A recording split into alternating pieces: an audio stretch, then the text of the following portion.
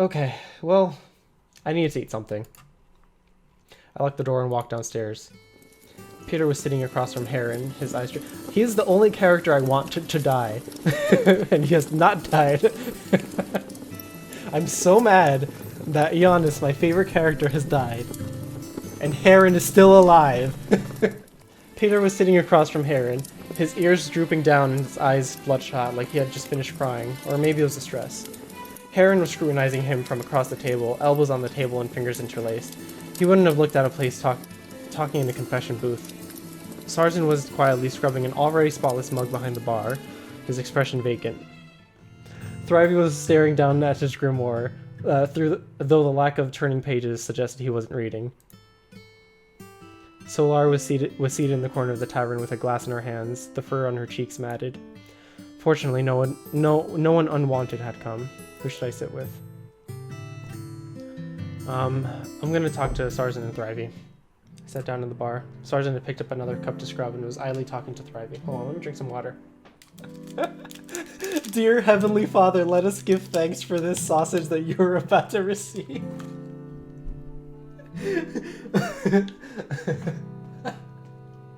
Oh my god. Surely it is. It's unbelievable that someone like Solar would do something like that. I couldn't believe it myself. But then again, it's not surprising a lady from Cordova would do that. Isn't it a tad gauche to judge someone based on their parentage? It's a custom, not parentage.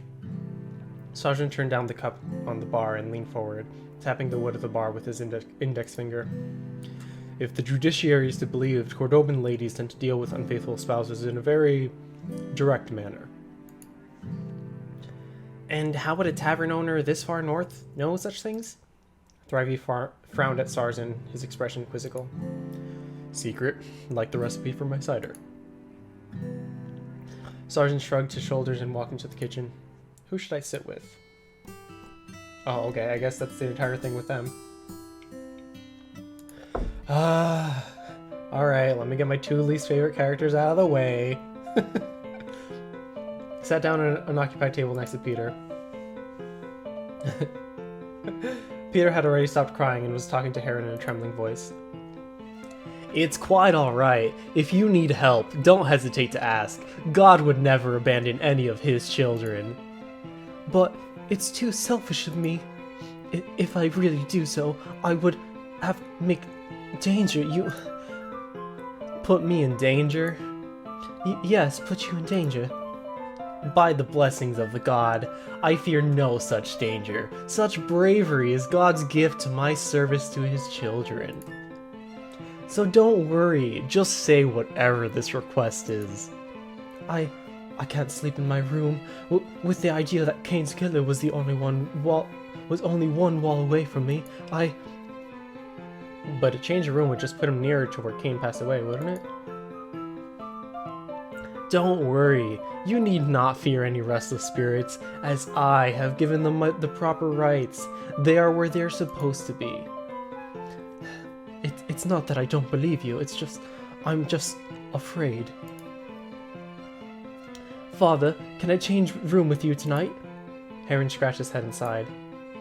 Who am I to refuse such a small request from someone in need? We can exchange rooms after dinner tonight. Harvey's Extreme Teen Bible, the Holy Bible. Sargent pushed the curtain to the Sargent pushed the curtain to the kitchen aside with his horn, and came out with a pot. All right, everyone, lunchtime. What do you all want? There's not a lot to choose from, though. We only have meat stew for now, and if that doesn't agree with your appetite, then too bad. So it's either eat or don't eat. How nice to give us a choice. And if you're wondering about the flavor, I went a bit overboard with the seasoning, no other reason. Guessing that horse isn't exactly palatable. Okay, yeah, so the Marquis and the Marquise's horses died, so they took them out back. Giannis and Sargent took them out back, and I'm guessing he's chopping them up to eat now, because,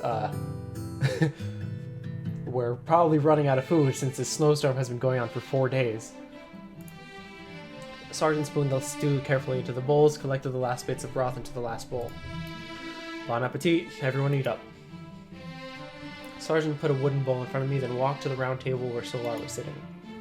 Peter was poking at a stew, trying to find any vegetables in it. Thrivey was holding his bowl, sipping the broth gently, and occasionally staring a glance at Heron, who was devouring the stew. Sergeant turned back and took the last bowl of broth down to the cellar. I put the wooden spoon aside and held the bowl to my mouth with both hands. Suddenly, a heavy thudding sound came from upstairs. What in the world? The corridor was empty and every door was closed firmly. Lodgers followed one by one to see what had made the noise from the attic. Ouch, stupid limp legs. He's awake? Okay, well, he's awake now.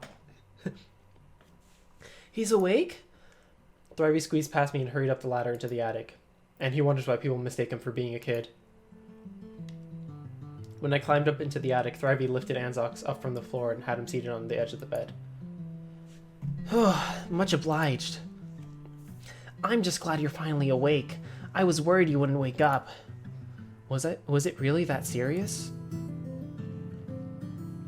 Thrivey was nibbling on his index finger as he nodded. I've slept... How long was I asleep? It's been... Thrivey quickly calculated on his fingers. A little over a day or so. And here I thought I'd wake up to find Helios III seated on the throne.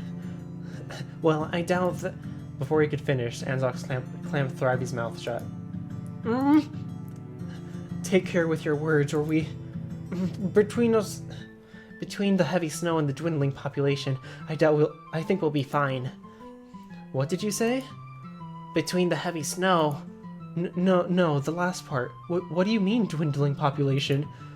Well, the fact is, while you were unconscious, there was another incident. Anzox's hands stiffened. What happened? Who was... It's... Yeah... Wait, don't tell me. I'm starving. Please tell me there's something available. I'd rather face tragedy with a full belly. Yes, there is. Thrivey glanced at me and raised his eyebrows. I had to admit, I wasn't used to seeing the eyebrows on a dragon, but given how fluffy he was, it makes sense that he'd have eyebrows. Okay, sentence. I looked into the stew pot. It was completely empty. It was so clean that I almost suspected that Sergeant had thoroughly licked the pot. I should probably check elsewhere, but Thrivey's stew and mine are untouched. Take whose stew? Can't I just ask Peter for his, considering that Peter didn't even want to eat his? I'll give him mine. I took my bowl and walked upstairs slowly. A furry white paw reached down for the bowl, and I stood on my tiptoes and handed it up to him. I can feed myself, thank you. You'll do no such thing. Do you remember what happened when you tried to stand up on your own power? Now hush. Thrivey was spooning the broth into Anzox's mouth. In your current state, all you'd end up doing is spilling it all over the bed. Truly, then if nothing else, I would have an easy midnight snack. I doubt Starzan would agree with you. Well... Time to look around. I should be able to peek in someone's room if they're not there. Wait, why am I looking around? Okay. Why me? Of all the people in this tavern? I have no idea. You'll have to ask Vincel. By the way, I have an explanation. Huh? There's no motivation for Vincel to kill me for... I'm not the one he wanted to kill. Roman already explained. Do you think I heard that? Aha. If he wanted to kill me, why was it not him but Heron who sent me upstairs to fetch the rosary? That must mean Vincel is not the real murderer. The real murderer is Heron. Heron. This name sounds somewhat familiar. Maybe it's just some delusion. Interesting. Okay. Cool. Heron and Peter were exchanging rooms. I'll wait until they finish. Okay, well. Oh, Giannis's room is empty. I liked him so much. He was such a good character. Can I... Oh my god, everybody's room is empty now. I can't go into anybody's room because all of them are empty. Peter and Heron are switching rooms. Kane is dead. Sean is dead. Ionis is dead. Elegant is not in her room for some reason. Vincel is in the basement, tied up. And I'm me. She's not here either. Oh, wait, she's not here. I looked around quietly and opened a slit in the nightstand drawer to peek inside. Huh? Was it really just a set of women's underwear? I immediately closed the drawer. Damn it, guys! They were being so like suspicious about it, and she was just trying to hide her underwear. Hall was empty. There was only Sergeant, who had put the kitchen in order and was standing behind the counter, and Solar, who was avoiding his gaze in silence. Let's talk to Sergeant. That would explain his eagerness to wed me. Do you think he could have ever loved me? I don't know. Whether the answer is yes or no, it's still a tragedy. Okay, I guess I can't talk to Sergeant. I want to talk to him and be like, hey, I just gave my food away. Could you... Is there a way? Seems there's someone inside. They weren't making any noise, but my instincts told me so. Knock on the door. Knock on the door. I didn't hear any noises inside, so I'm probably mistaken. Okay, well, go down to the cellar. Sergeant stood at the counter. The way was too narrow to pass. Okay.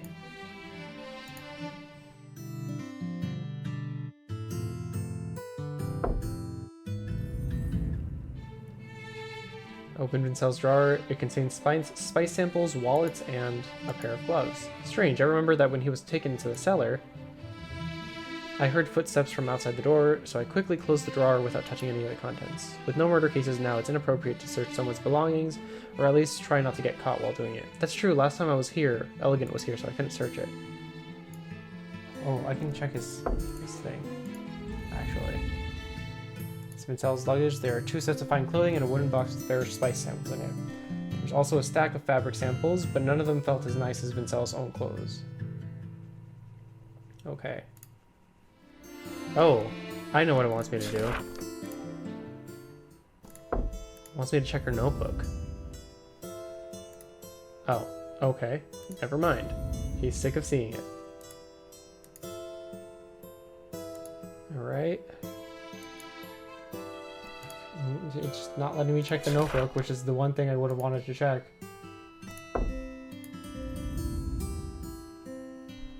Jar contains the arrow stained with Ionis' blood. Okay, cool. Now I just have the arrow. Great.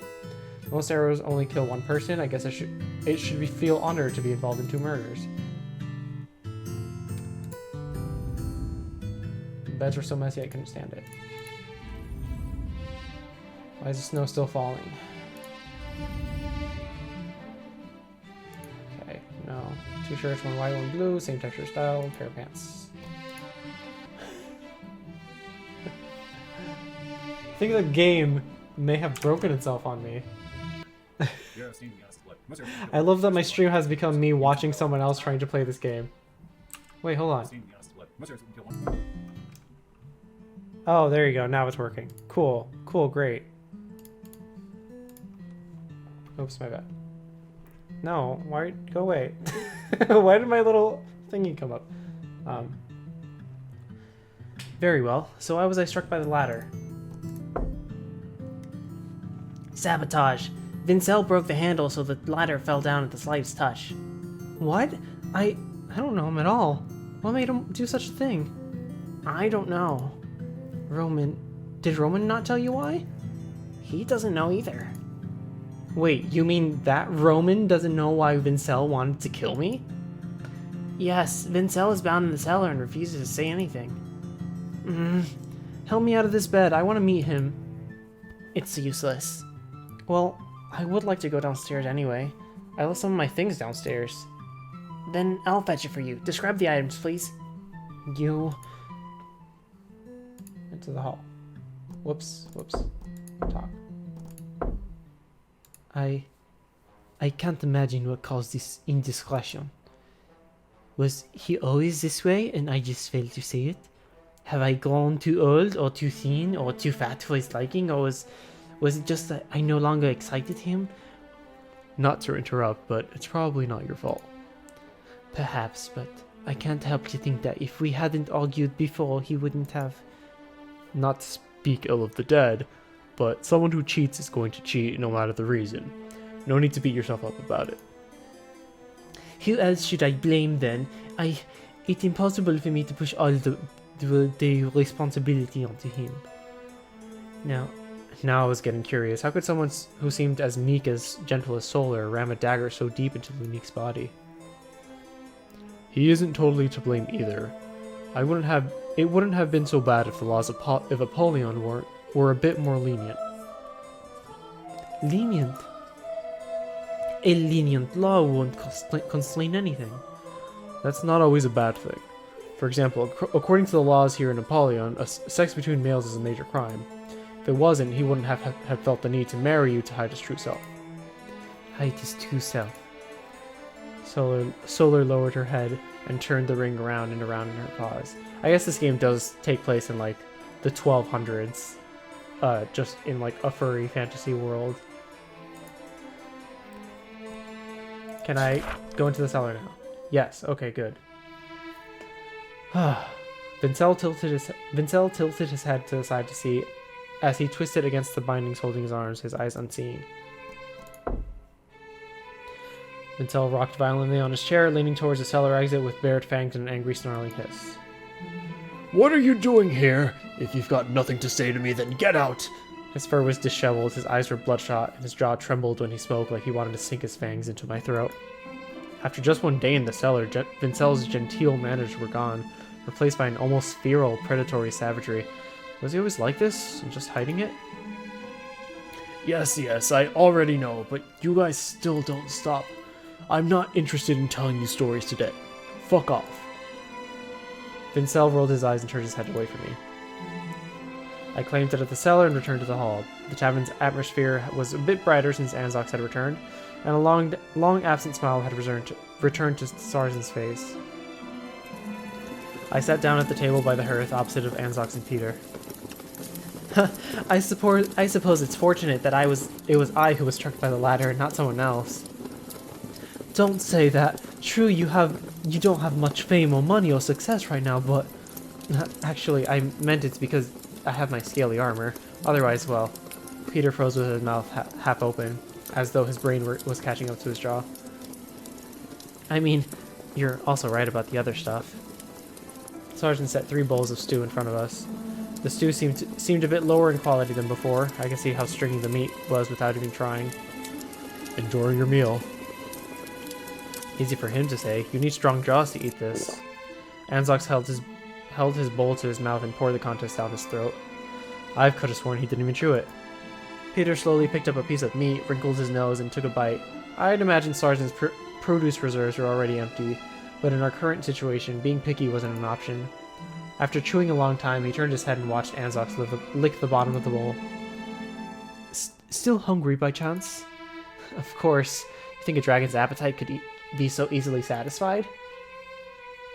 Peter slowly pushed his bowl to Anzox while using his body to block the movements of his hands from being seen by Sarzen.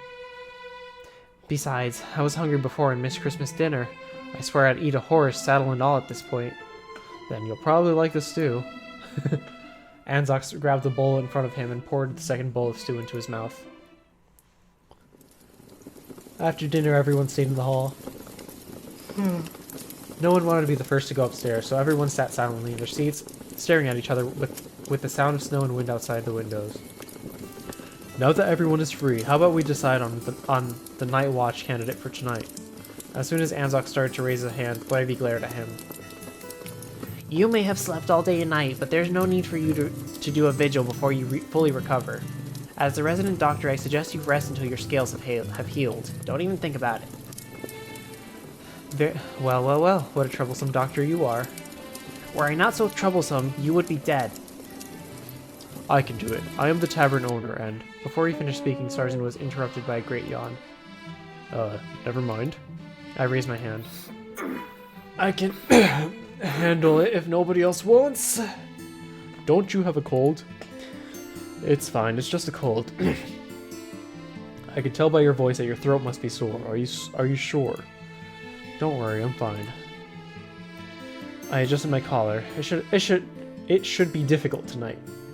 Everyone went upstairs one after another, and I did too. I had to go back to my room to get something. Sergeant followed me, and we went upstairs together.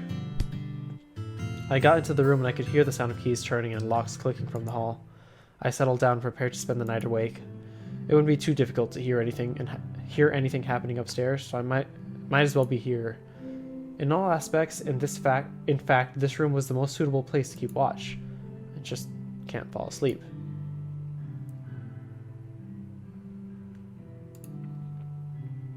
Oh, Anzox playing music upstairs. Day 5, 27th December, 12:85. Just cannot fall asleep. There was a loud sudden knock and my eyes snapped open. Oh no, I fell asleep. I quickly got up from the bed and hurried to open the door. Oh no. Oh god. Huh, you're fine too. I looked into the corridor from the crack of the door, only to find there were several dark brown footprints from the corridor leading towards a spiral staircase. Then, that just leaves Peter. Before I can react, Sergeant took a hand from the keychain, but the key failed to enter the keyhole. What the? Maybe this one? After several failed attempts, Sergeant growled and used his shoulder to burst open the door. The door slammed open. Blood. That was the only thing that filled my thoughts at this point. The door swung open and the thick miasma of fresh blood flowed out, spreading blood from the blood-splattered wall. I can't tell if that's Heron or Peter. A pool of blood at the door was evenly smeared by the bottom of the door, painting a crimson arc. Peter was lying peacefully on his bed, a ham knife sticking out of his chest. The blood flowing from his wound was gelled and stuck to the fur of his trunk without falling. No traces of a struggle, no scream for help, no shocked expression. A quick, precise, painless death.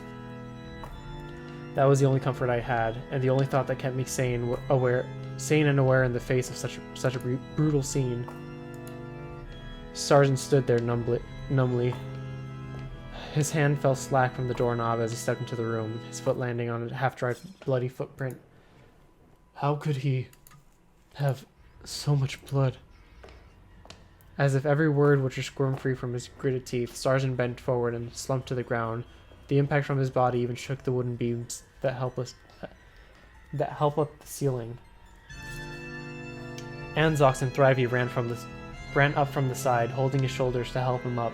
Solar gritted her teeth and leaned against the wall. Heron moved to help her, but Solar waved him away. Wait, one person is missing.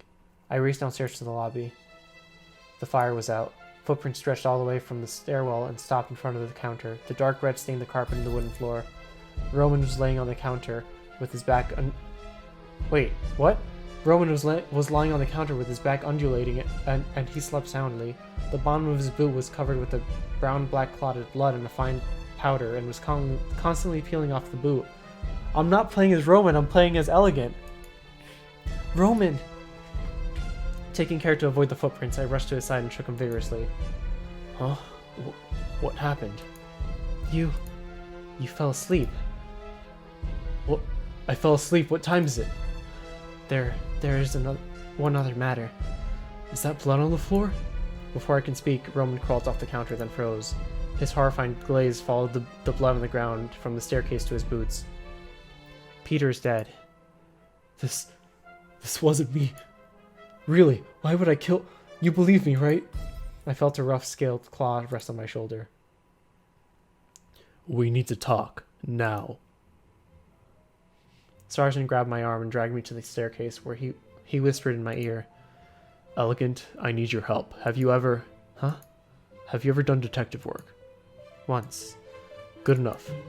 It should be obvious, but Roman's the prime suspect now. Nobody's going to believe a word he says, much less let him investigate. So you need to do it instead. He passed the keys to me while he was talking.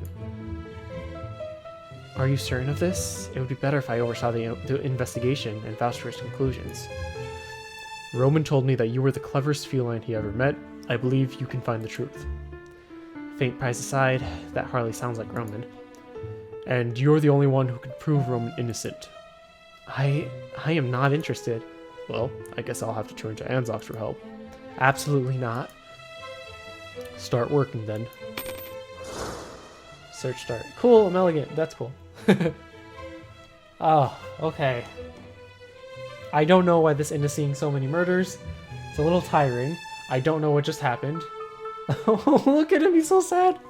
Oh my god.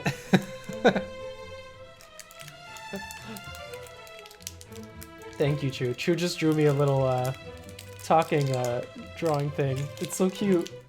Look at this, everyone. Look how cute this is. Look at that. I love that.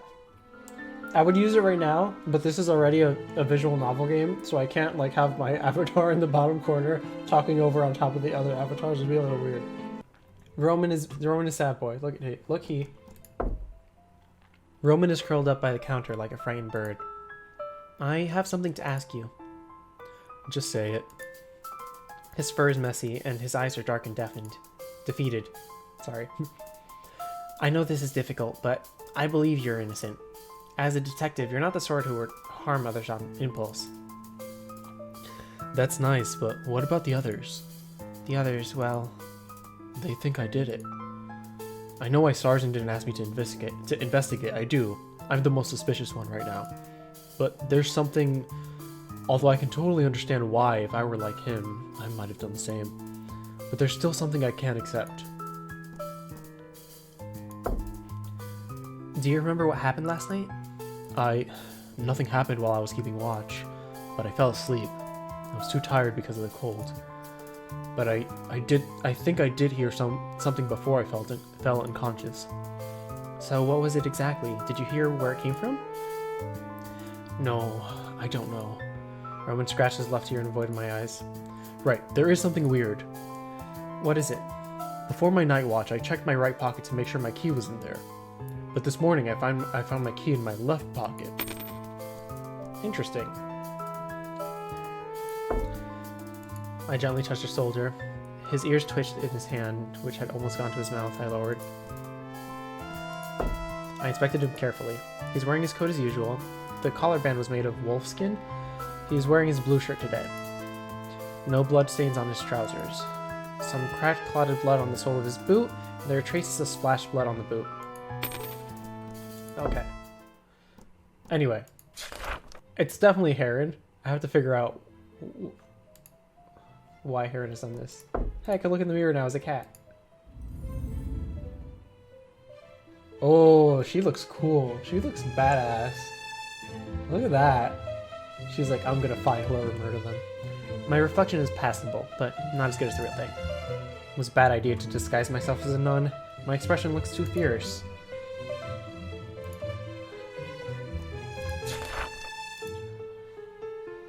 So let's go to Peter's room where... Oh.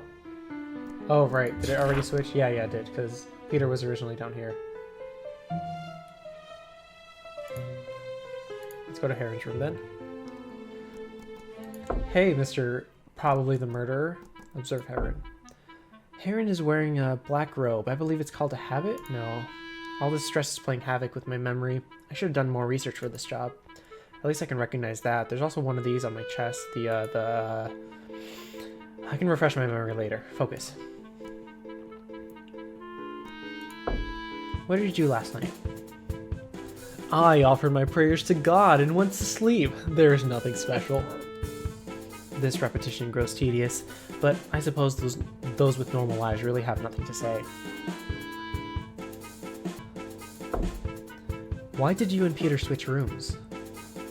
Did you forget? He told me he didn't dare stay in his room and felt unsafe, so I agreed to switch with him. Don't look at me like that. I switched rooms out of the goodness of my heart. Am I suspect now? That is unfair. Forget my expression. You are fine, priest. The switch was done publicly and everyone heard it. Gonna check the window real quick.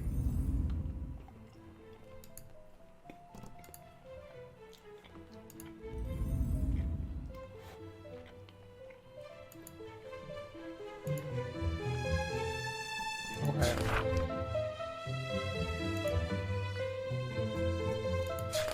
Oh, she's not there. Well, time to search my room. And the arrow was a drawer from before in a case file. Can I search my backpack as a blue shirt and a pair of pants? Strange, there was one white shirt and one blue shirt before. Oh, interesting. And Roman was still wearing a blue shirt. If that's so... Interesting. I was actually supposed to do that. Alright. Let me check my room real quick.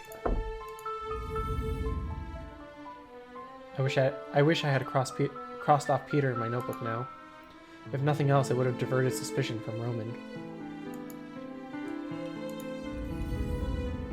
Why? I don't understand the notebook. The bag was stuffed with my regular clothes. If I knew I would be trapped here, I would have changed before coming.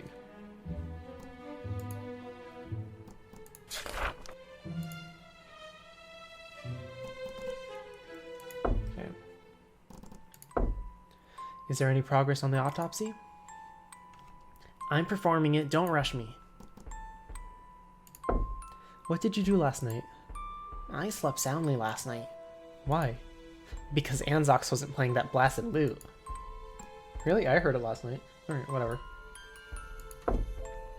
Thrivey wore a silver beak mask, and the silver on the surface of the mask was blackened and eroded.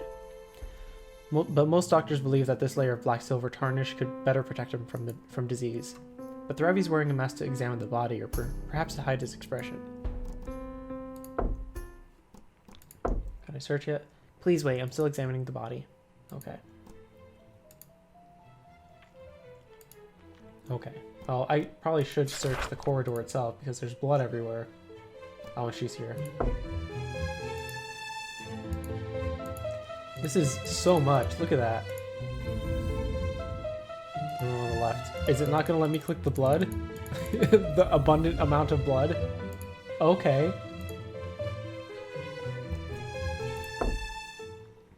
Solar was pacing back and forth in front of her door, her eyes focused on the bloodstains in the corridor. What did you do last night? I stayed in my room as usual. That seems a bit too simple. The clasp on the back of her long dress are surprisingly secure. Must have been quite a struggle this morning. Oh, unique. Honestly, you should have expected it from a wolf like him. At first glance, they look gentle and sweet, docile even, but if you start to probe deeper to see what secrets they're hiding, out come the fangs. You're biased. That could be said of any canine. Even if you told me that night, I would have been fine. I would have understood if he had just talked to me. At worst, I would have only become a widow because instead of a murderer who has stabbed her husband. Why didn't I think he was my husband when I pulled out that dagger? Even when Lunik betrayed you, he likely did not care if you were hurt. I cannot figure it out. Roman is no fool, so how could he make so many critical mistakes? So, you don't think he's the murderer? I am not sure, but I am willing to consider the possibility that the murderer is someone else. Do you usually trust others so easily? Only when I have sufficient cause. Fine. But I still think Roman is suspicious. Why? If I remember correctly, this time Roman seemed to insist on keeping watch on his own. Ah. There you are. Are you sure that all the doors were locked last night? Yes, I locked every single door. Not that it seems to help at this point. Did Peter ever fight with anyone? Let me think. There was that argument between Peter and Roman yesterday. Didn't you say that you would protect everyone? What? First Cain, then Anzox, now Giannis? Are you doing this on purpose? It's not like I can just magically... Bullshit, for all we know, you're just manipulating us so you could solve murders. Do you really seriously hear what you're saying right now? Do you think I enjoy watching the people I care about die? You think anybody, at least of me, is happy with what's been going on? So sorry. Why did it have to be? Sergeant is dressed as usual, with polished buttons, rolled up sleeves, and belts tying up his wings. Let's go down to the cellar. Vincel raised his head as he saw the trapdoor open. Come down to the Temple of Liquor, Roman. I didn't expect you this early. Do I look like him? Oh, Miss Elegant, splendid. Why are you here? It was simply my turn to visit the prisoner. Any problems? Vincel turned his bound body, tilted his head, and looked at me. So, I guess something happened to that stupid wolf? Yes, Lunique is dead. Did someone miss? Disappointing. The rope loop goes under his shirt collar and is pressed against his green bow tie. I can see the wrinkles the rope made on his vest and shirt.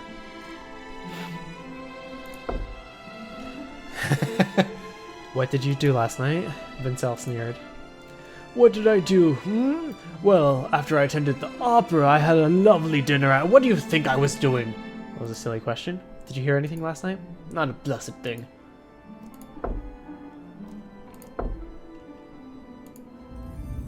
Oh.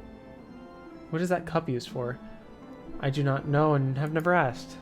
Nothing has changed in the cellar. I had better check somewhere else. I think I just got an error from it real quick. Oh no, it was something else. I guess I haven't gone to the attic yet. Although Anzox has woken up, he still lays in bed. The only difference now is he can play his lute. Roman would be happy if he knew, but that can wait until this case is solved. What did you do last night, and did you notice anything peculiar? Let me think. Thrivey gave me a potion before I went to sleep, and then I slept until morning. Really? Did you hear something? No, I was already unconscious the second I closed my eyes, and when I opened them, the sun had already risen. Very well. Judging from your injury, I almost thought. You didn't expect me to spring back to life in only one day, right? Correct. Though, given our current circumstances, it may have been nicer to stay comatose for longer. By the way, I have heard it said by the doctor that unconscious people have very peculiar dreams. Is that true? Peculiar. Yes, I did see something in my dreams. I saw a blue dragon, along with his adherents, soar over the land of Draconia. Wait, what are you blathering about? I did not want... And lo, blood and fire descended upon the once fertile land, burning away all the great achievements that Draconia had. False idols built in the image of the fire dragon, and a crude, ugly, blasphemous palace built upon the scorched earth. And newborn dragons, without their elders' wisdom, will be led back to Draconia by ancient instincts. In the eyes of the dragons who had not seen the dragon god, the false light is less than a tenth of the dragon's god's true brilliance. Oh my god. At the very least, only one Tears of Envy the Third could easily deceive young dragons' hearts. Wait, stop, enough. I don't have time for this. Sorry, I'm so focused. Do you play the lute as soon as you wake up? Your diligence is admirable. This is my job. If I couldn't play it, I would have to find something else to do. I assumed it was more of a hobby. It was at first, but now it's the only thing that interests me. But ever since I decided to make a living off of my music, it just feels different. Did Peter have any problems with anyone here? How should I know? I'm not exactly up on current events, given the coma and all. True. Anzox is still Anzox, holding his smooth and well-polished lute. His fingertips flick between the 6 strings, and his tail beats a rhythm on the edge of the bed. The bandages on his head have been removed, and he's wearing old grass green vest and what appears to be a long-sleeve shirt with torn sleeves. Sure enough, his resilience is impressive. That's not what he's wearing right now, but okay. Oh, right, the door. I didn't check the door. Right, because his key was in the wrong place. I forgot about that. Good point. The door to Roman's room was not opened by violence, and the lock was just opened by Sarsen. Okay. Roman. They put 2 R's in there by accident. Oh, yeah, okay. There you go. There is a paring knife, a vegetable knife, a bread knife, and 1 knife that has gone missing. Which one is missing? The ham knife. The ham knife has gone missing. A chopper stuck in the chopping block. Oh, wait. I know what I have to do. Duh. Look at the blood. The bloodstains lead from the staircase to the counter. Seems like a lot of bloodstains.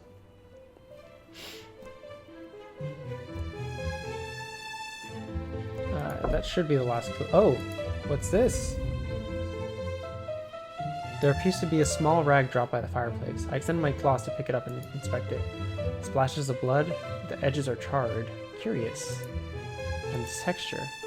It appears to be the same material as Roman's shirt.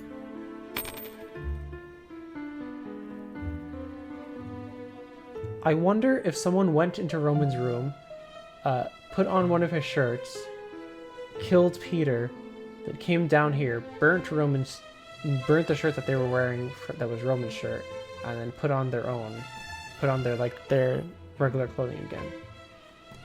Okay, that's important to know, I think. Missing ham. Oh, okay, there you go. Is the ham knife in the crime scene the one currently missing from the kitchen? I wish I had secured the kitchen better. I guess I might as well check everybody's room. Oh, actually. Vincel's drawer, which contained spice samples, a wallet, and a pair of gloves. Reached for the glove and felt the texture with the paws and pads. This texture. I remember it. Go to Rimph and meet the boss at the White Star Tavern in the suburb. It's not very close to St. Isaac's Cathedral and the monastery, and remember, not a word about this to anyone. I tapped on the table with my knuckles to show acceptance and spread my paws. A gloved hand stretched out from behind the curtain, and 5 silver coins dropped onto my paw pad. When the hand was withdrawn, I happened to brush by with my fingertips. That habit has been long gone now, but the priest should still be alive. He's a hyena. The name, I forget. Texture of that glove. Felt the same as this pair of gloves. Okay. Okay. Got his gloves. Your gloves. Is there something the matter with the ones in my hands? I mean the other pair, in your drawer. You've searched my drawer? Vincel wriggled in his chair violently. For a moment I thought he might loosen the ropes until he gave up. So do you have anything to say? He neither shook nor nodded his head, opting instead to glower at me. Okay, only other place I can think to look is...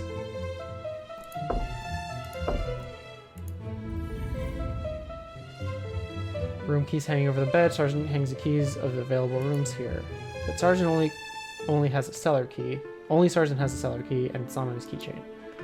There are 4 keys here now. Kane, Sean, Ionis, Vincel were the original owners. This is a little annoying that there's no like prompt that's like, oh, you can search the crime scene now. There you go. I just needed to look at the key holder. Bloody footprints extend to the door.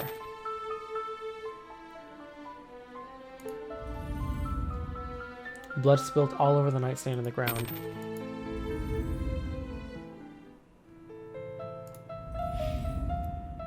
His expression still looks relaxed, like he just fell asleep. If you ignore the blood, wounded knife. A ham knife was stabbed into his chest. I looked close, trying to find anything left by the murderer. I see no fur or paw print on the knife. I have prepared an autopsy file for you. If you ask me if you don't understand something. Thanks. Okay. Blood flowed down the wound and stained the sheets and clothes.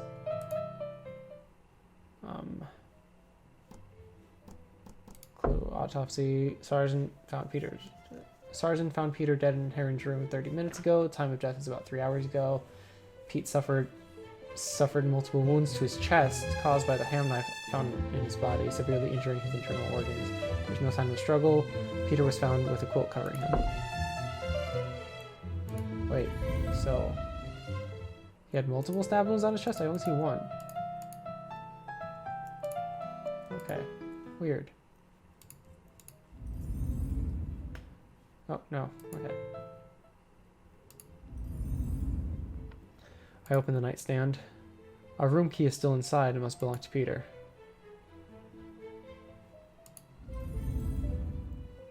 Oh, same one? Okay. Peter's key. Oh, wait, why did it do differently that time? Peter's key's in the drawer.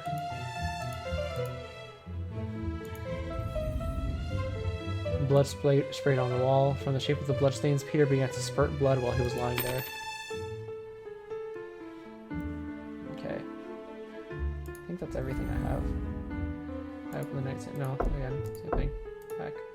I think the evidence I have now is enough to start the trial. Do you wish to call everyone? Wait a sec. Ooh. I want to talk to him about the autopsy real quick.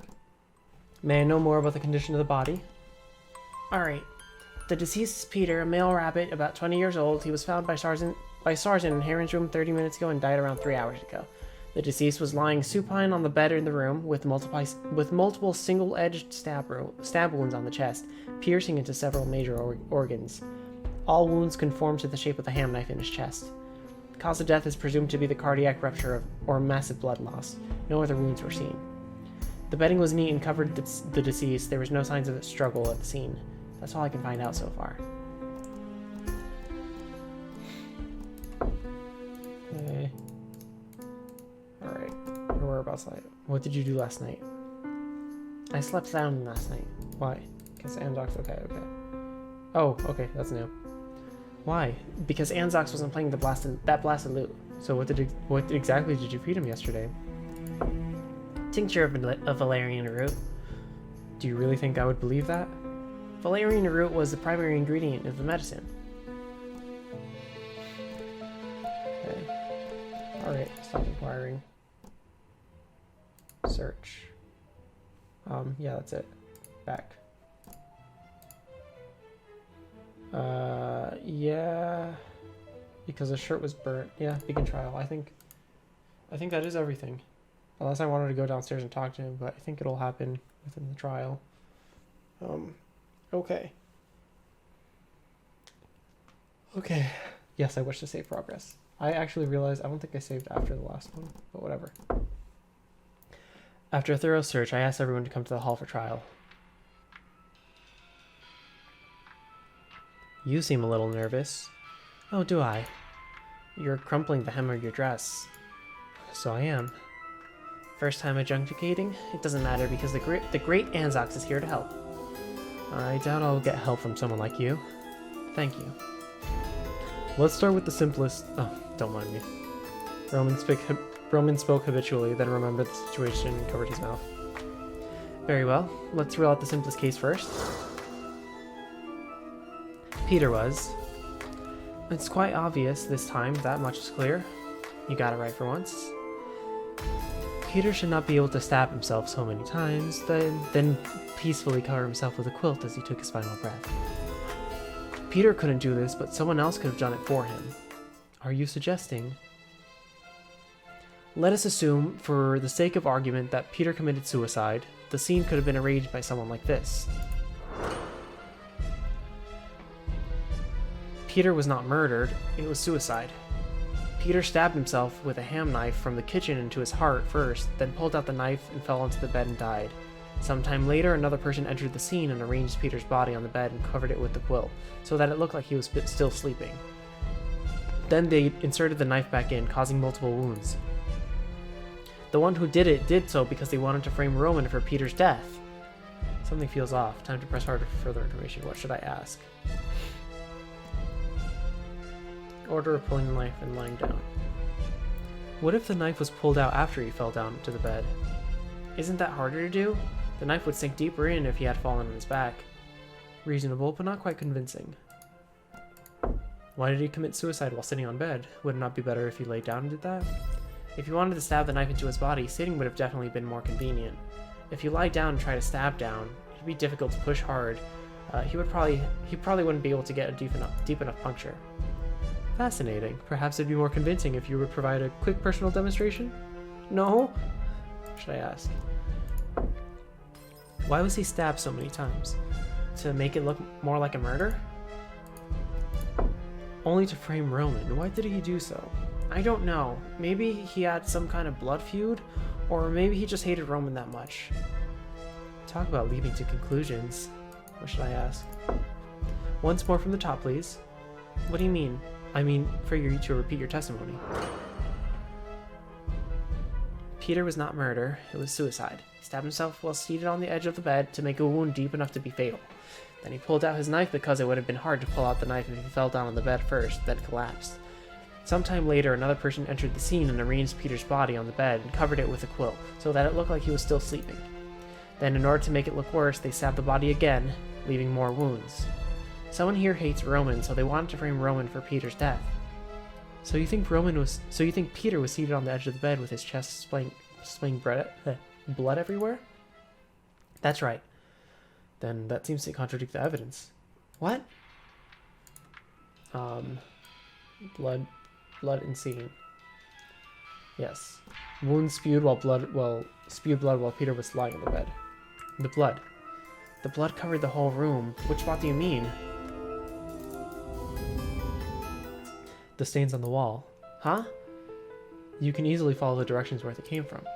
If you trace the patterns back to their origin, you can see they come from under the pillow. Which means the blood spurted onto the wall when Peter was lying in the bed.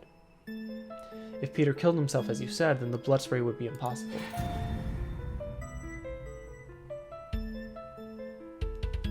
That is to say, Peter was killed by someone while he was lying in bed. If it was a murder, then the prime suspect is... Hold it! Anzox winks and gesture towards me while making a psst noise. Because I'm a cat. If you keep going, Roman will become the... I glared back at him. We can bypass the ruling out of suspects and move straight on to the prime suspect. The prime suspect for now should be... Roman, yes. I'm sorry, Roman is still the most suspicious one. While this is hardly a professional opinion, I must state that there is an excess of evidence pointing to Roman being the killer. First, the bloody shirt. The fact that you insisted on being the night watchman last night, which would give you the opportunity, and the footprints leading down from the crime scene to where you were found asleep. Honestly, anyone would think I'm the killer. But I'm not. I know I don't have proof, but you have to believe me. At first, let's hear your statement. Alright. Yesterday I had to keep watch at night in the lobby. Due to my heavy cold, I fell asleep. Then when I woke up, you already know the rest. I've been on the ground floor the whole night. I never went upstairs last night. Didn't go upstairs. How do you explain the footprints leading to you if you never went upstairs? They're obviously planted. If I actually committed the crime, I wouldn't have been so careless. Perhaps you deliberately chose not to clean up the crime scene. That's way too far-fetched. What question should I ask? Got a cold. You still have a cold? It takes some time to recover from a cold, even a mild one. It's pretty normal to feel exhausted while ill, which is exactly why I assert the Roman shouldn't have been the night watchman. Very well. Which question should I ask? Have to keep an eye on. What do you mean by had to? I mean, I didn't want to do it at first, but it felt like it was necessary. Fell asleep. How could you even fall asleep? Admittedly, I am hardly one to talk about falling asleep at inopportune times. It's common to feel exhausted with a cold, which is exactly why I assert Roman shouldn't have been the night watchman. Very well. Okay. I want to hear your testimony again. Fine. Although I wasn't exactly willing to serve as a watchman last night, I still agreed in the end. I've suffered from the cold for recent days, feeling exhausted. I dozed off. Then when I woke up, you already know the rest. Seriously, I never went upstairs during the watch. Someone was obviously trying to frame me by making those footprints. Hold on. What's wrong? Something feels wrong about one of your testimonies. What evidence conflicts with Roman's testimony? What did he say? Although I wasn't exactly willing to serve as a watchman last night, I agreed in the end. I never went upstairs during the watch. Someone was obviously trying to frame me by making footprints. Yeah, there you go. Roman insisted on keeping watch himself in particular.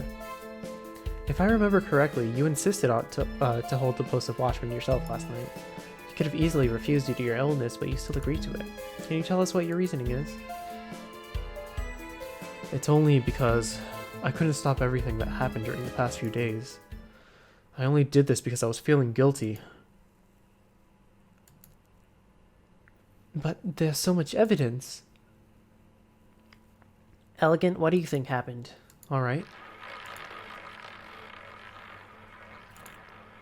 Whoa, whoa, whoa, whoa, whoa, whoa, whoa. Weapon. First things first, the weapon. What's the weapon? The weapon was a ham knife. The murderer is blatantly showing us that the weapon is the missing ham knife from the kitchen. Modus operandi. This is how the puzzle fits together. The suspect did in fact burn the underclothes. Suspect went back to the room to get the clothes, yes. I don't think it was him, so I don't want to say that. Suspect killed Peter.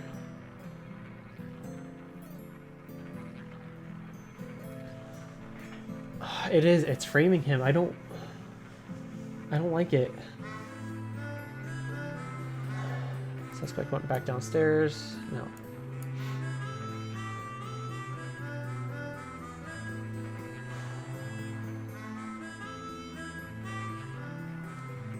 Okay, so the suspect burned the underclothes after he killed Peter.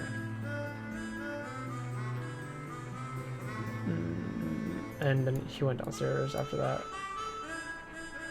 So the suspect went to the kitchen to get the knife first. Okay, if I do it like this, then I won't put any blame on him. That's how it happened.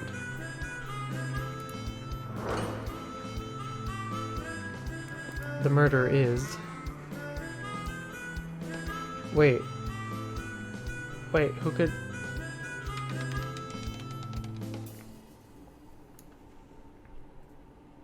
I think it's Heron. Although he is obnoxious, I doubt he did it. Who is the murderer? But... Wait, is it making me pin it on him?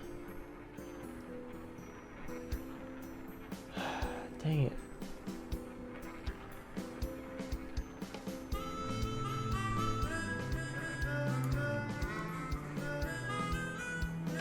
I'm trying to prove it's not him, but... The only other person I could think of is Thrivey, but we would have heard the door, I think, maybe? I don't know.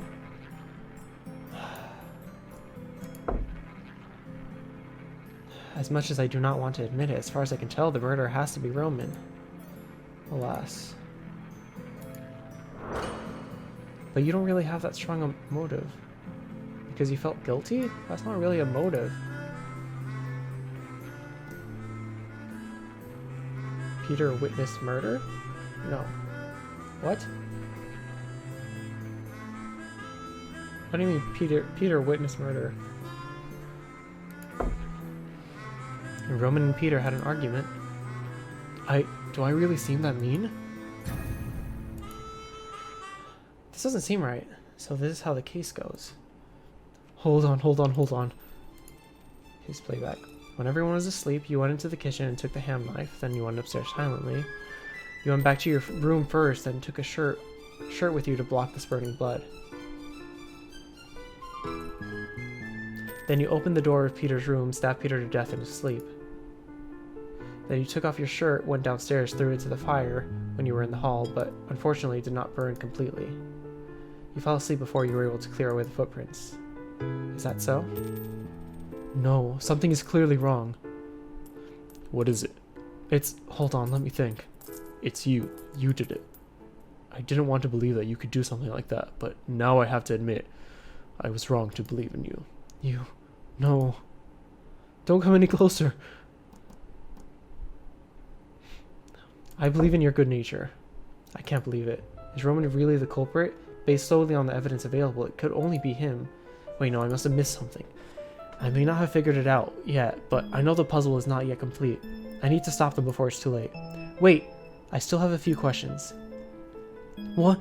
But your summarization pretty much locked everything down. Ah, there it is. That's the piece I was missing. Thank you, Anzox. What did I miss? Yeah. The keys. What? What? On the first day of the tavern, Sarsen said this. How many keys does each guest room have? 2. One set is for guests. One, if the room is empty, I hang it by my bedside in the attic. In other words, the night the crime happened, only Sarsen and Peter had a key to the room. Moreover, the door to the room was locked this morning. If his habits remain consistent, Peter must have locked his door well before the incident took place. Therefore, the murderer must have somehow obtained the key. First, I must be sure which key the murderer got. The key the murderer got was... Sarsen's key? Peter's key was in the thing, and it was locked this morning, so it had to be Sarsen's key. The one Sargent had. What? It's impossible. My keys are all accounted for, and I haven't left them out of my sight. Sargent took the keychain from his waist and counted the keys one by one. See? Front key. Cellar key. 1, 2, 3, 4, 5, 6, 7. Wait, the 8th key. It can't be. Sargent turned the keychain around and shakily recounted the keys. I'm missing a key. Now that we know which key the murderer has stolen, we should figure out when the key was stolen. When did the murderer steal the room key? It could have been stolen on Christmas, the day that Vincel stole the thing. Oh my god. The murderer stole the key from Sargent on the 25th. Christmas Day, let me think. On that day when I went down to the cellar. That's weird. What is? I remember leaving my keychain on the counter, but now I can't find it. Maybe you put it somewhere else? Maybe. I'll keep looking. But after a while, I found it on the counter again, so I didn't think much about it. Did you recount the keys when you found the keychain again? I didn't think it was such a big deal at the time. Why would I have thought of counting it again? Since then, were the keys always with you? There's one more. My key is locked inside my room. The keychain is pinned to my waist. Take it yourself and return it afterwards. Okay. Wait, the door's open again. I didn't dare take them off because of the 2 murders that happened. There you have it. The murderer stole the key from Sargent on the 25th. I forgot that he gave Heron his keys. Heron? That's his name? Whatever. The hyena. If Roman isn't the murderer, then who opened Roman's room? That was simple. How did the murderer get Roman's key? He was asleep. Where's Roman's testimony? There you go. Roman's testimony mentioned one thing, which made me very concerned. How did the murderer get Roman's key? Roman fell asleep when he stayed up. Roman heard voices when he stayed up. Roman's key moved. Roman said that his key was originally in his right-hand pocket of his coat, but when he woke up, the key was in his left-hand pocket. In other words, someone took the key while he was sleeping. In short, the killer had to have access to the keys to both rooms. But like you said, Roman could have had access to both keys. True, Roman has not escaped suspicion, but now we have 2 possible suspects. When you lost your keys, they all happened to be in the same general area at the time. One was Roman, the other was Heron. Heron was the last one to take the keychain, that is for sure. But come to think of it, he failed to use the key then. My key is locked inside my room. The keychain is pinned to my waist. Okay. Wait, the door's open again. Maybe there was another who had the chance to take the key. Vincel. It was Vincel. I locked him in the cellar. That's impossible. Besides, Heron was the last one to take the keys, that's for sure. But come to think of it, he failed to use that key then.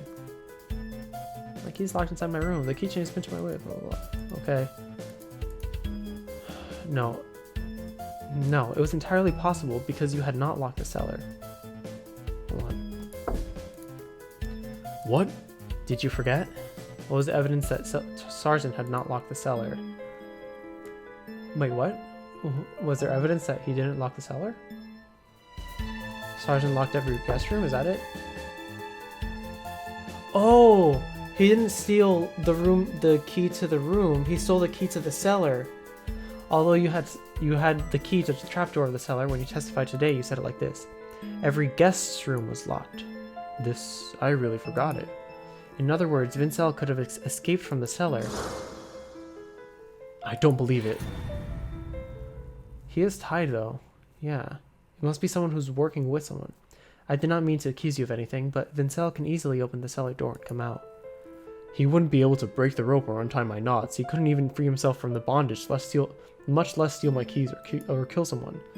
Vincel was indeed tied up in the cellar today. Only one way left. I would like to confront Vincel face to face. We've discussed enough. Okay, I'll go fetch him then. Sargent took a step towards the counter, ready to squeeze through. Don't bring him here. Wait a minute. Huh? Do not bring him up here. How can he give testimony if he doesn't come upstairs? We go downstairs to ask him.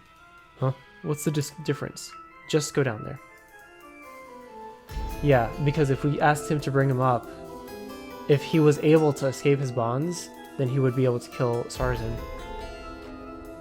I came to ask what you did last night. Did you notice anything wrong? How could I know? Talk. I was here the whole evening, doing nothing but sleep. That's all. Nothing else. Nothing else. Gotta find a way to let him speak. Elegant. What? Over here. Is that?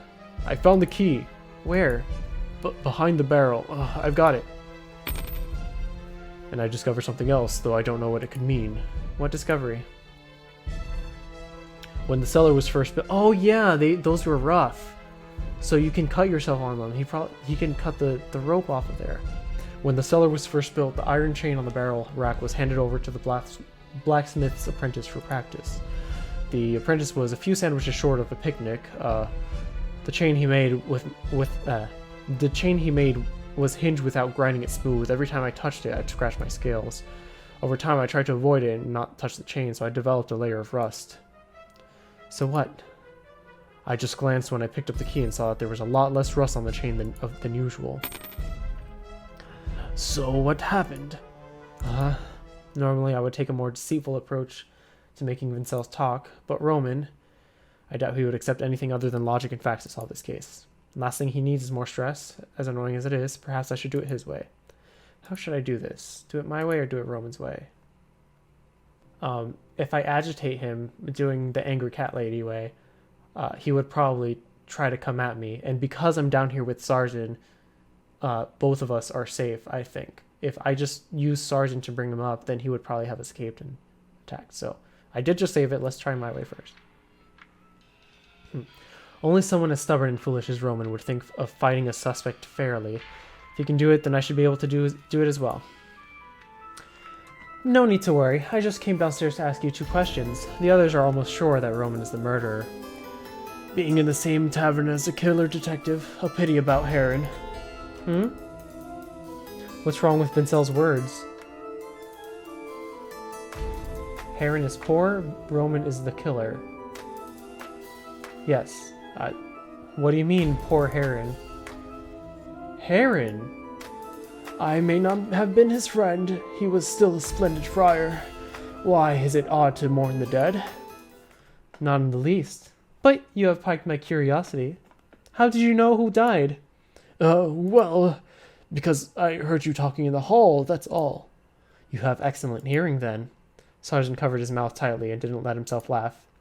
Follow me upstairs, if you would.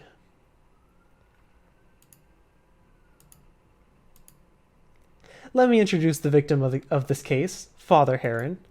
I must admit, that is so satisfying. Now, as to why you thought the victim was Heron, I have an interesting idea.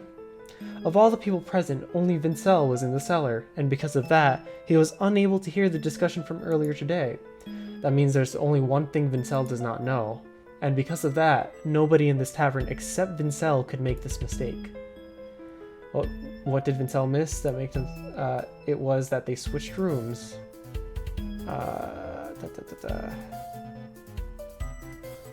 What is it? Where is it? Heron's testimony, yes. Dang it. And you could have actually killed Heron and we would have all been happy. Oh my god. When we were all in the hall yesterday morning, Peter felt unsafe in his room, so he made a request to exchange his room with Heron. Exchange his room? Exactly. That's why you misjudged the identity of the victim. Although there's no basis for putting forward this hypothesis, it's also the only one that makes logical sense. Firstly, you are the murderer in this case. Secondly, your target was not Peter, but Heron again. Heron. If you talked about someone else by mistake, I probably would not think it suspicious. But when I said someone had died, you immediately assumed it was Heron. Heron exchanged rooms with Peter. Anzox was injured by your sabotage because Heron asked for his help. In both cases, Heron would have been killed by your actions but escaped by chance. Strictly speaking, the real target of both attempts was Heron, and the murderer is you. It suddenly makes sense why you would refuse to disclose your motive in attacking Anzox. Because you have no real incentive to hurt Anzox at all, the last thing you wanted was to alert your real target, Heron. Now, back to the case, Peter was killed because of your ignorance. You did not know that Peter and Heron had exchanged rooms, so when you went upstairs to commit the crime, you went straight to Heron's original room. After that, you took it for granted that you killed Heron, not Peter. By the way, I'm almost certain that you have the key to the room. Shut up!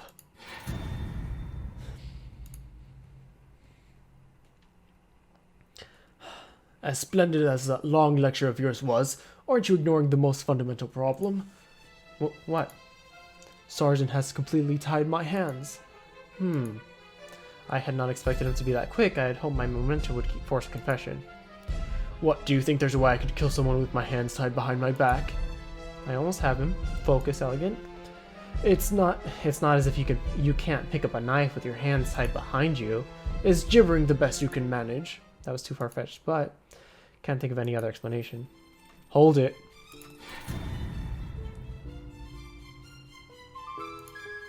Huh? Since there's no way he could commit the murder if he's tied up, why not assume he wasn't tied up when he did it? It hardly seems easy to untie, but... Wait, I think I understand.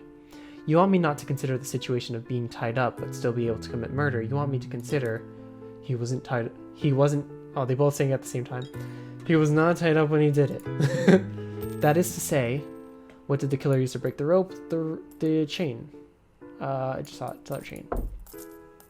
Sergeant just mentioned that the iron chain on the cellar is very sharp. Also, the rest of the chain has been rubbed off by something. So, Vincel rubbed off the rope. Vincel could use the sharp chain to break the rope. But Vincel's still tied up right now. How do you explain that? That's because after Vincel broke the rope and did the deed, he went back to the cellar and made himself look like he was still tied up. Make himself look... Can you do that? Easily. You see, Vincel did not really need to tie himself up again. The broken ends of the rope were not reconnected, which made it easy for Vincel to feign capture. You see, the broken ends of the rope are currently in Vincel's hands. As long as you hold the rope heads firmly, you can fix the shape of the rope around you and give the illusion that it is secure. What? How can such an absurd thing be true? If you disagree, all you have to do is open your hands. Splendidly played. Vincel shook his head and relaxed his arms. The rope fell loose and coiled around Vincel's feet like a dead snake. I give up. Finally. Then let's put this puzzle to rights. Okay. Again, weapon was a ham knife. There's no doubt the weapon's still a ham knife. And now to complete the puzzle. Well, it's the same stuff. Well, suspect did tie himself back at one point. Suspect did burn the clothes at one point before that. Suspect entered Peter's room to kill him. Yes.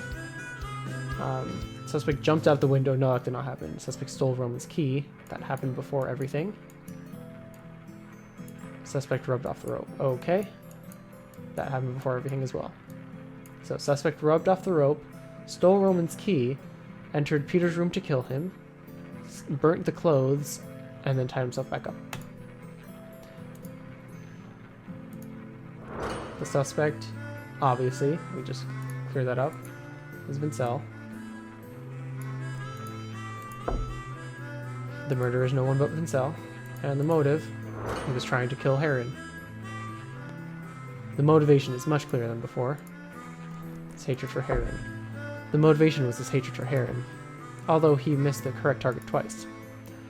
I wanted to point out the connections between the familiar glove, St. Isaac's Cathedral, the Noble Brothers, and the monks, and the relationship between Vincel and Heron, but if I do, my identity will be exposed.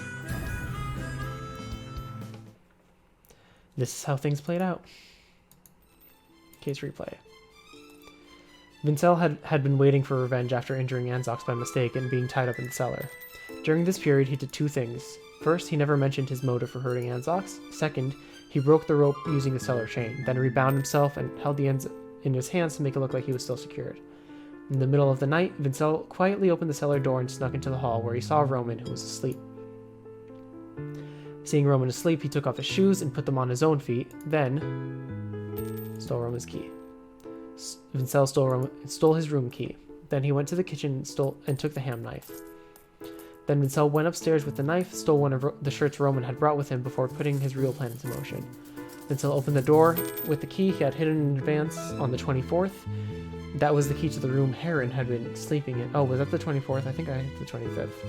That was the key to the room Heron had been sleeping in, but the person he killed actually was Peter.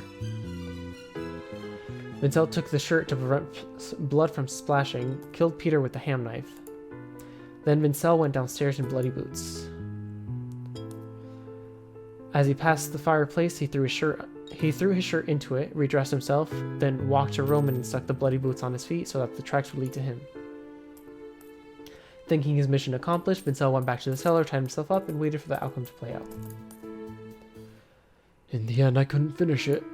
Well, since you're about to execute me, I might as well explain why I wanted to kill that obnoxious hyena.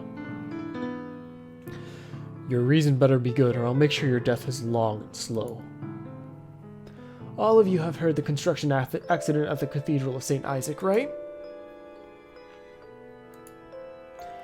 It was said that the noble brothers who oversaw the project used inferior materials to build the church and enriched themselves, and were buried in the collapse as punishment for their greed, yes? Could it be? In fact, one of the two brothers survived and was found guilty of maleficence. He lost his title and his property, and had the end of his right pinky cut off. Vincel pulled the glove off his right hand, exposing a greatly shortened little finger. He left Rimth, changed his identity, and set about rebuilding himself as a merchant in a small town called Alet. But all this time, he never forgot what happened, and when the time was right, he decided to take revenge on the abbot and the friar who falsely accused and framed him. Falsely accused? Framed? How could you? Even before the building of the cathedral, the amount that was being tithed to the nearby churches were curiously low compared to the attendance numbers. It was thought that the Cathedral of St. Isaac would be able to fill both the spiritual and financial gap. My brother and I believed and trusted the abbot until the stone pillar snapped and collapsed on us. Vincel wiped his eyes and raised his head again. But it's pretty clear that God doesn't want me to take revenge. I really have no other choice. Vincel shook his glove, and a small bottle tumbled out from where his right pinky was and fell into his hand. He pulled the stopper free with his teeth, spat it out, and downed the contents in a gulp. Wait! You should rejoice. This is only enough for one person. Vincel collapsed against the counter. The bottle rolled on the carpet and stopped. Mixed out of bitter almonds and apple filled in the air. Oh, it's cyanide. Thrivey approached, checked his pulse, and shook his head. Sergeant hesitated for a while and then stepped forward. He stepped forward, hoisted the corpse up by the armpit, and began dragging it to the foot of the pub. Wait, let me pray for him first. Okay, Elegant and Roman, please give me a hand down here. Everyone else, go upstairs and rest. It's still early, and I think everyone is tired. It's finally over. Thank you, Elegant. It'd been my neck in the noose if you hadn't trusted me. But something bothers me. Why did Vincel not notice it was Peter in the bed and not Heron? Huh? Vincel is a Ling, so he should have excellent night vision. Well, could he see clearly in the cellar?